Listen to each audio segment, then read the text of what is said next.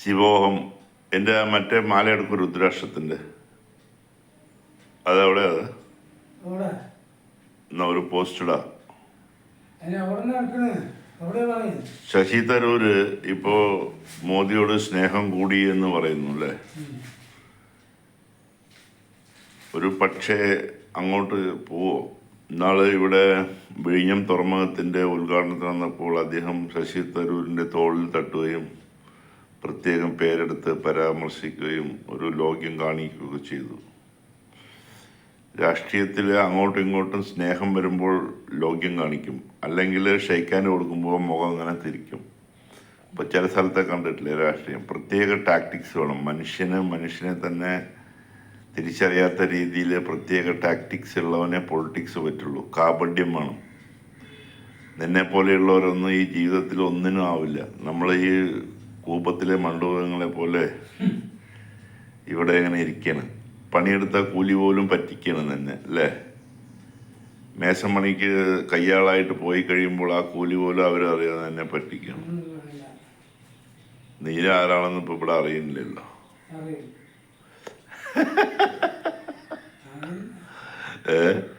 ഇവിടെ ജീവിത യാഥാർത്ഥ്യങ്ങളെ പറ്റി പറയാണ്.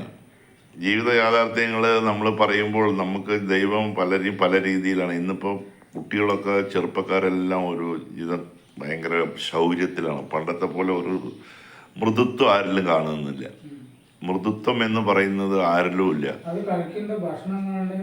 ഇന്നെന്താണോ കുട്ടികളൊക്കെ ഒന്നിലോ തല നീട്ടി വളർത്തി പിന്നിട്ടിട്ടുള്ള ആൺകുട്ടികൾ, അല്ലെങ്കിൽ ഈ സൈഡ് രണ്ട് ഭാഗം കട്ട് ചെയ്ത് ഇങ്ങനെ, അപ്പോൾ കഴുത്തിലും കാതിലൊക്കെ. അതുപോലെ ഇപ്പോൾ ഇവിടെയൊക്കെ ഈ പച്ചകുത്തൽ പണ്ട് എൻ്റെ ചെറുപ്പകാലത്ത് ഈ പണ്ടാരത്തികളൊക്കെയാണ് പച്ച കുത്തിയിരുന്നത്. അതായത് നമ്മളവിടെ ഈ വട്ടിയും കൊണ്ടൊക്കെ ചിലവർ വരില്ലേ, അവർ വല്ല അരി ഇതൊക്കെ വാങ്ങാൻ വരുന്ന അവരുടെ ശരീരത്തിലൊക്കെ പച്ച കുത്തൽ കണ്ടിട്ടുണ്ട്. അപ്പോൾ ഞാനൊക്കെ ഇത് എവിടുന്ന കുത്തുന്നത്. അപ്പോൾ അവർ ഇതെന്താണ് ചോദിക്കുമ്പോൾ പച്ച കുത്തിയിരിക്കുകയെന്ന് പറയും.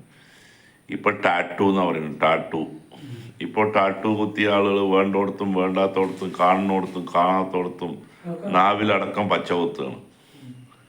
ഇങ്ങനെ പച്ച കുത്തി ഞാനും ഒരു പച്ച കുത്തിയെന്ന്. പക്ഷെ ഞാൻ 100 രൂപ കൊടുത്ത് കുത്തിയതാണത്. എവിടെ? മൈസൂർ പോയപ്പോൾ. ഇതുണ്ടോ പച്ച. അപ്പോൾ നമ്മുടെ തന്നെ ഡോക്ടർ പറഞ്ഞത് എന്താ അറിയോ?